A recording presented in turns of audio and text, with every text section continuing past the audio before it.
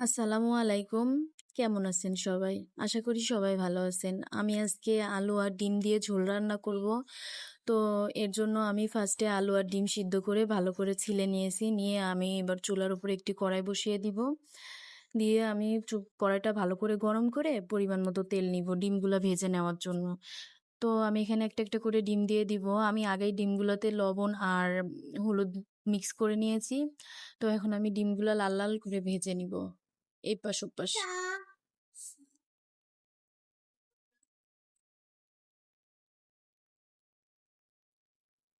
তো ডিমগুলা ভাজা হলে আমি উঠিয়ে নিব। উঠিয়ে নিয়ে আমি চুলাইতে আবার একটি কড়াই বসিয়ে দিব। দিয়ে আমি পরিমাণ মতো তেল দিব কড়াইতে। তেল দিয়ে আমি অল্প কিছু পরিমাণে পেঁয়াজ কুচি দিব।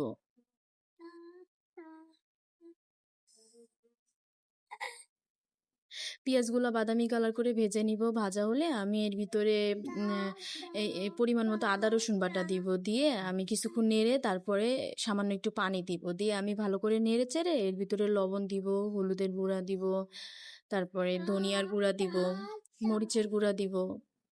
দিয়ে আমি মশলাটা ভালো করে নেড়ে চেড়ে নিব। আর আমি এই বাটির ভিতরে কিছু জিরা আর একটু পেঁয়াজ আর রসুন বেটে নিয়েছি, কারণ এটা দিলে গ্রেভিটা অনেক ঘন হয়, খেতে ভালো লাগে। তো তারপর আমি এটা দিয়ে সামান্য কিছু পানি দিব। দিয়ে মশলাটা ভালো করে কষিয়ে নিব। মশলায় তেল ছেড়ে দিয়েছে। এখন আমি এর ভিতরে ওই সিদ্ধ করা আলুগুলো দিয়ে দিব। দিয়ে আমি ভালো করে মশলার ভিতরে নেড়ে চেড়ে আমি কষিয়ে নিব। তো কিছুক্ষণ নেড়ে চেড়ে কষানো হলে আমি এখন এর ভিতরে সামান্য কিছু পানি দিব। দিয়ে আমি আলুটা ভালো করে কষিয়ে নিব। তো পানি দিয়ে আমি নেড়ে চেড়ে কিছুক্ষণ ঢাকনা দিয়ে ঢেকে রাখবো। আমি কিছুক্ষণ কষিয়ে নিয়েছি। এরপর ঢাকনাটা উঁচা করে আমি আলুগুলো ভালো করে নেড়ে চেড়ে নিব, নিয়ে কষিয়ে নিব। তো আমি আবারও ঢাকনা দিয়ে নেড়ে চেড়ে ঢাকনা দিয়ে ঢেকে রাখছিলাম। এখন আবার ঢাকনাটা উঠিয়ে ভালো করে কষিয়ে নিব আলুগুলা। তো আলুগুলা ভালো করে কষানো হলে আমি এর ভিতরে পরিমাণ মতো পানি দিব। যেহেতু আমি আজকে আলু আর ডিমের ঝোল করব, তার জন্য একটু বেশি পরিমাণেই পানি দিব। দিয়ে আমি ঢাকনা দিয়ে ঢেকে দিব। এরপর আমি কিছুক্ষণ পর যখন বলক আসছে তখন ঢাকনাটা উঁচা করে আমি তরকারিটা ভালো করে নেড়ে চেড়ে দিব।